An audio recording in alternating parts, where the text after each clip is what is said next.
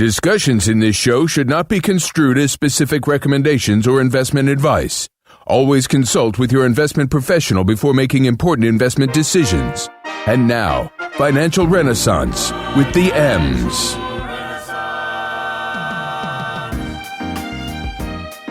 To making sure that people have adaptable skills and that they're able to use this time to just make sure that they have the skill sets to be able to operate in this new, post-COVID-19 world, right? Mm-hmm.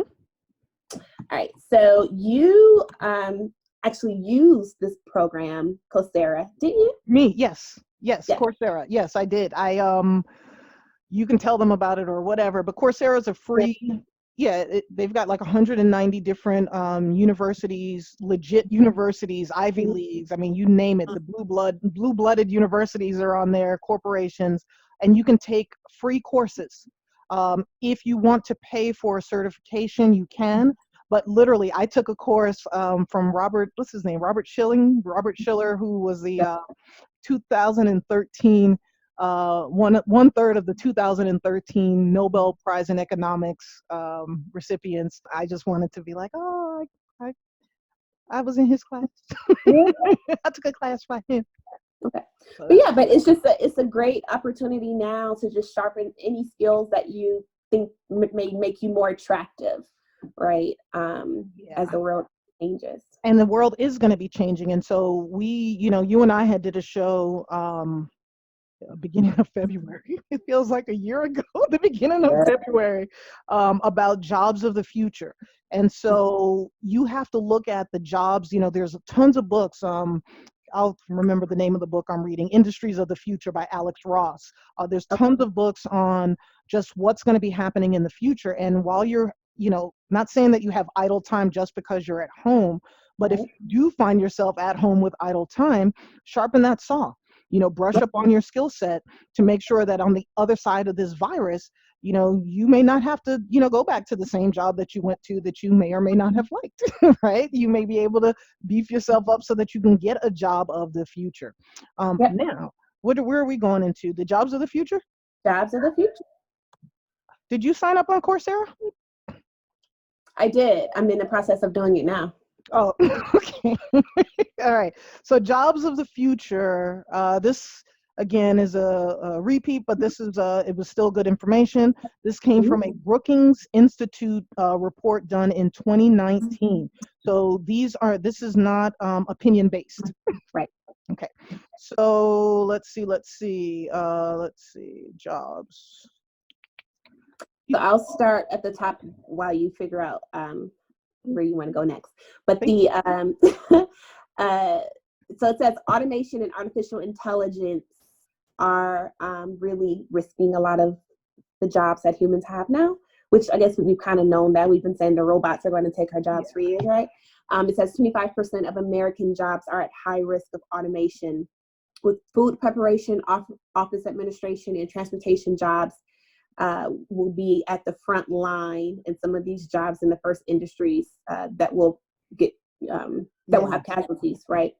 Yeah, like even at McDonald's, there's not the one closest to me. Well, I've never been inside that one, but the one near where the station was, they only had 2 registers. And you walk in and there's this menu and you're supposed to touch stuff and you pay. Yeah. And so that and I was sitting there, doing the thing to get food for my intern, and then I was thinking, there's nobody taking my order. That's a job that's lost. Even the filling the sodas, like computers do all that stuff. They're gonna have computers flipping burgers. I was in the airport. I don't remember where. I don't remember where I was last. But there was a machine that would make you coffee, not like the old school, okay, but it was like this, like lattes and macchiatos and stuff like that, but done by a machine. Yep. And bartenders, that should be on this list too. Bartenders, bartenders may go, although you can't talk to a robot. You can't, on a friend of mine was on a cruise. I forget which line, maybe Royal Caribbean, and they have at least one bar that is operated by machines. Yep. So not far-fetched that, it can come No, on the land, right? not far-fetched at all. I went to an office from office administration. I went to an office. I got invited to do a podcast. And when I Mhm. walked into the lobby area, there was a iPad. Mhm. And you tell them who you're there to see. And but like same thing. So the receptionist, no receptionist. Mhm. It was an iPad. And you put in, who you are and who you came to see. And then it notifies them that you're there. Yeah. You can't get all the way in like it's a closed, locked off lobby, but that's where the reception used to come in. Good morning. Would I Exactly. like some water? Yes, I'd like some water. Come Yeah. on. So the upside of all of this is that you can switch. Just because robots are taking over doesn't mean that you won't be able to kind of ebb and flow right into another position. So Right. technology has created a bunch of jobs that didn't exist a decade ago. So think about jobs like app developer, right? There's no Mhm. such thing as apps 20 years ago. Social Right. media director, there was no such thing as social media 20 years ago. So the Right. landscape is going to continue to evolve, and it'll put us in a position, basically in the next 2 decades, there's going to be positions and jobs that are available that we can't fathom right now. Right. So that's what we're here to kind of help you with, stay competitive. Absolutely. So I'll kick it off. So the first one we have listed here is the Chief Productivity Officer. And so they drive efficiencies, or driving efficiencies will be vital at individual, departmental, organizational levels, and office level positions. It will be important for these companies of all sizes. And so it says people in officer level positions must be comfortable working with data and offering recommendations on how to improve productivity. So, yeah. You must respect my productivity. Or is that authority? Right. So project managers with data analytics and leadership skills will be best prepared for this type of role. All right. Next on the list, we have an excess capacity broker. What do they do, Emma? I'll tell you what they do. As part of a push for productivity, organizations are going to look for ways to monetize idle assets. That means things that aren't being used right now, such as renting out space or machinery that they own that they're not using. So an excess capacity broker might analyze an organization and identify the assets that could be used, then find other organizations willing to pay for them. Okay, so you're creating another revenue stream for the company, that your own company or a company that you're working for. So if you want this job in the future, you're going to need some experience either in logistics or supply chain management. Yep. Next is drone manager. So over the next 10 to 20 years, drones will lose their knowledge, and having them hover above us will be as normal as a bird flying above us, right? Yeah. So experts will need to set and enforce standards for acquiring and maintaining an organization's fleet of drones. So if you want this job, you probably need experience today as a fleet manager. And that's like the fleet manager is a person that like manages all the trucks or vans. That's what I think about. Okay. Yep. All right. So next up, we have the private industry air traffic control. So, right along with the drones. So these people will manage the drone fleets. Companies are going to need to manage their own drone fleets and their own air traffic control system. So they may end up as the drone controllers. The drones may cross interstate or international boundaries and require negotiations and cooperations with governments and municipalities and other organizations. So in order to do this job in the future, you're going to need experience as an air traffic controller, a dispatcher, or a GIS specialist. All right. Now we have a medical mentor. So with the trend toward value-based care, there's a lot of room for helpers, advocates, and mentors in healthcare. Someone who's this person, an associate professor, says that we didn't have physicians, assistants, nor nurse practitioners years ago, and now multiple roles will continue to emerge. A medical mentor is someone who may check in after appointments to ensure that patients follow through on recommendations from doctors about exercise, nutrition, and what have you. So if you want to take this new role, you should currently be a health coach or a patient advocate. And I know that these patient advocates are so important. They really do help with morale and, and just overall making people feel like somebody cares. Yeah. Because it's so, sometimes the whole, and again, no disrespect to the medical profession, you're getting beat up right now. But, like you'd go to the doctor and they tell you to take all this stuff and blah, blah, blah, and they send you home. And what if you don't have anybody at home? What if it's just you? Right. Yeah. So it's nice to have somebody checking in to make sure you're doing the things that you need to do, or ask, are you okay? You having any side effects, and, stuff like that. All right. Self-driving cars, autonomous. So self-driving cars will need a self-driving car mechanic. As of now, the cars cannot fix themselves, although one day they will take themselves in for servicing and a robot will fix them. But self-driving cars will eliminate jobs. So for those of you that are taxi drivers, couriers, Uber and Lyft drivers, etc., your days or your years are numbered. So again, as I said, the cars won't be self-fixing, at least not right away. So the mechanics will still be in business for the short term at least. So the mechanics of the future will need a combination of old school mechanical ability plus the comfort level of working in the tech world. So in order to be a self-driving car mechanic, you're going to need experience as a mechanic with a knack for software. Don't most cars have software now? I think so, yeah. Okay, so with a knack for software, or if you are a software developer who works on cars today, you can get this job. There you go. All right. So again, autonomous transportation specialist. So if our future is one that includes self-driving cars, drones, and boards that hover over us, which we just got through talking about, cities and towns are going to need humans to monitor all this neo-transit. People will need to integrate these autonomous vehicles into current systems and then monitor results. If you want this job, experience as a city planner or a traffic specialist is nice. To go. Say results. You want me to say results? Thank you. Okay. Personal medical What'd I do? Results. I'm cutting this out. It comes out sometimes, okay? Results. I also say toilet toilet sometimes instead of toilet. There are words that toilet. I've heard people say that. That's a north thing, a really I'm north, from north Detroit. Thing. I know. Detroit, what? What mile? See, that's ignorant. I'm not. So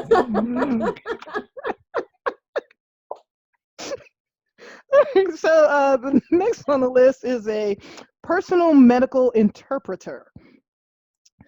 With advances in genetic medicine, this is something that I'm going to love because I think this is going to help us stay healthy and live a lot longer, which is why you have to save money for retirement, because you're going to live a long time. So this personal medical interpreter, because of the genetic medicine, they're going to be able to offer customized medicines and treatments to patients. So genetic counseling may evolve into genetic coaching.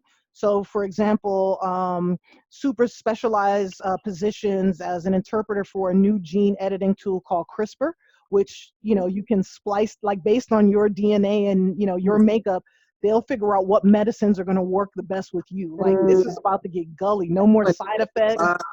Yeah. When you think about, like, if you have older people in your family and they're, they go to this doctor for this, and then this other person's giving them this blood pressure medicine, and somebody's giving them something for their cataracts, and all these different medications, but they're not talking to each other and thinking about how they interact. Well, this personal medical interpreter will.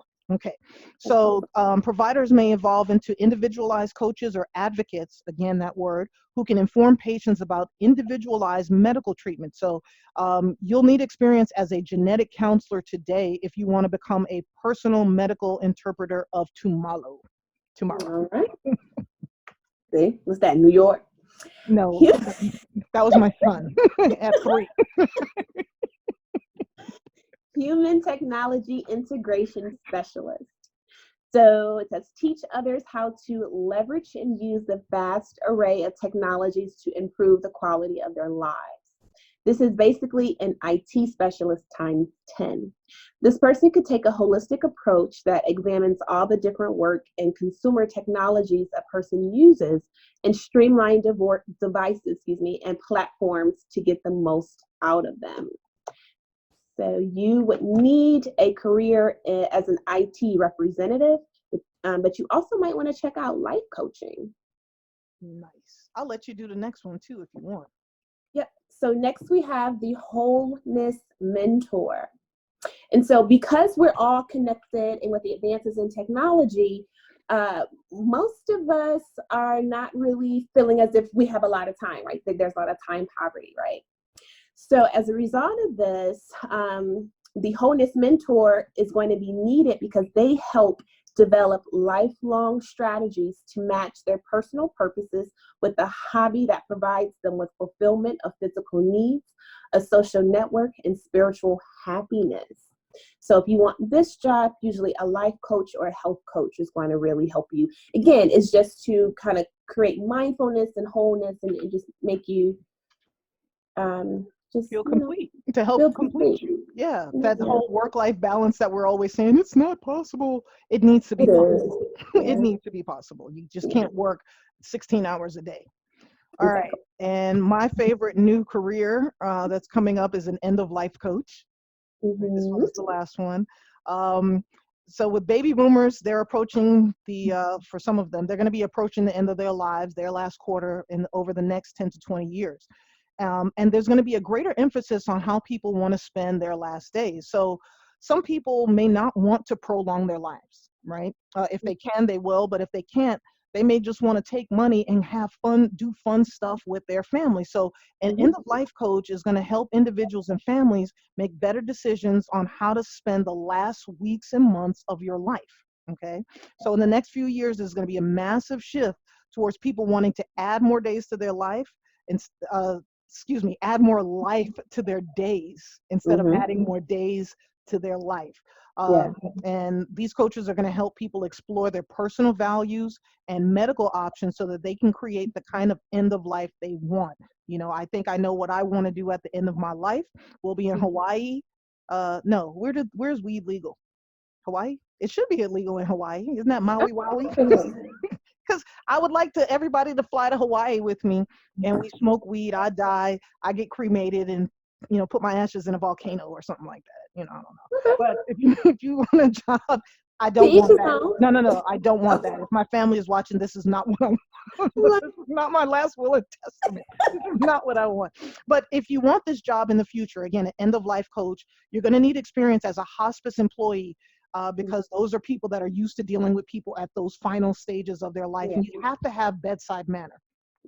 Period. And then also a home health nurse. And I know quite a few of those that really have great bedside manner. So those are some of the jobs of the future that you can be looking for. And again, if any of these sound good to you, hey, and you don't have the resources, go on Coursera.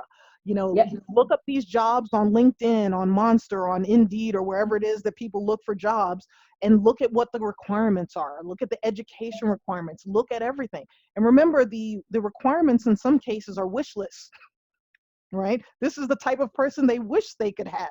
Right. But you may be the right person for them. So, you start making your phone calls and asking questions and look at your LinkedIn, see if anybody, Google it, search for the jobs on LinkedIn, Google it on LinkedIn and see if anybody in your network has a connection to someone in that industry that you may be able to talk to and ask them for their thoughts and what they did and would they do it again. Like, I believe if you're going to switch careers, you should really ask a lot of questions. Absolutely. Really, like when my son was in college, I think it was before his junior year, that Christmas, I made him go interview some businesses.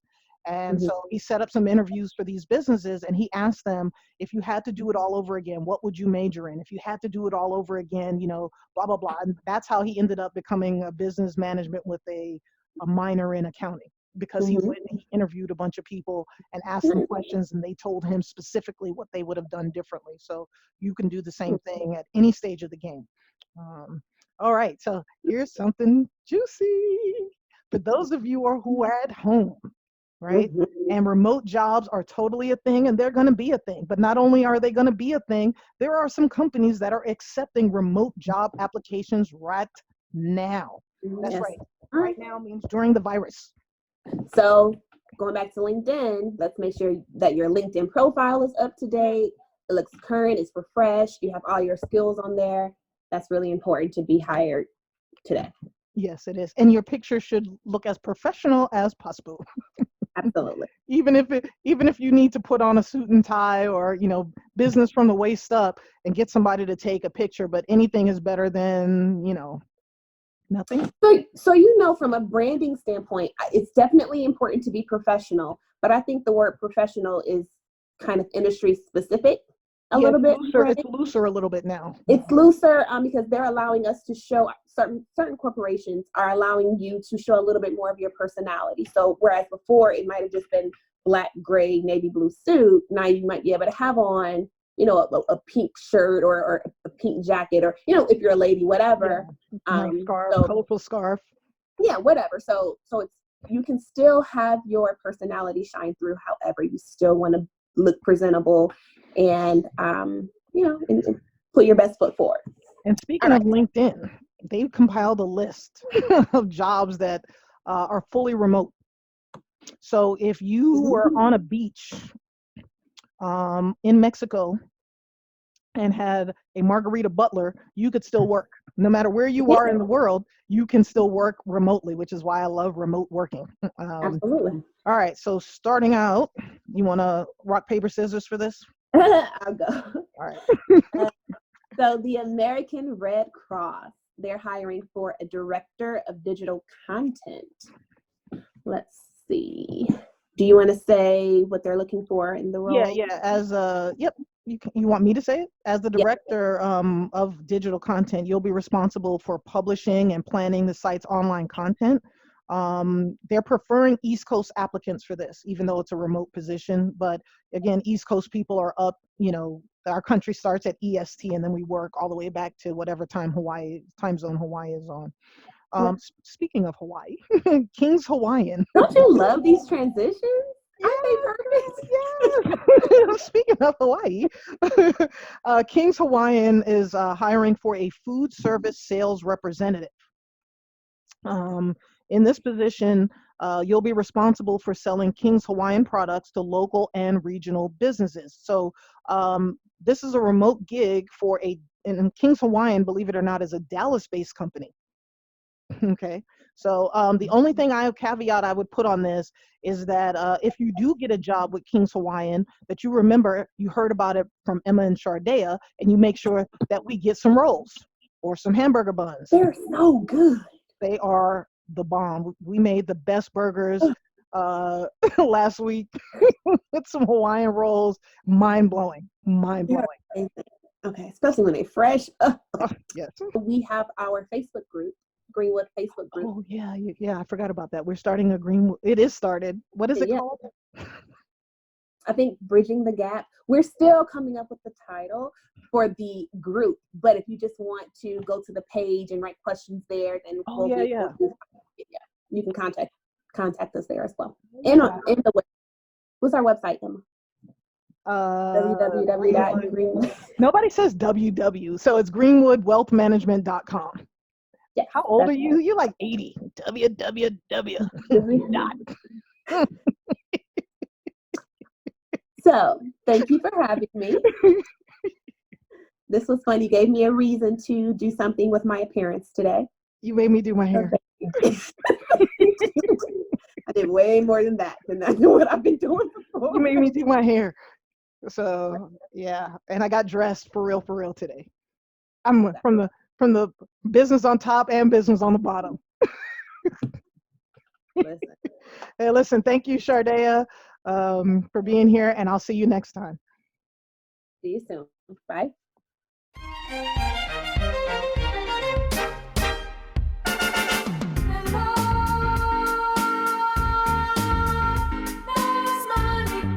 Cash, scratch, green.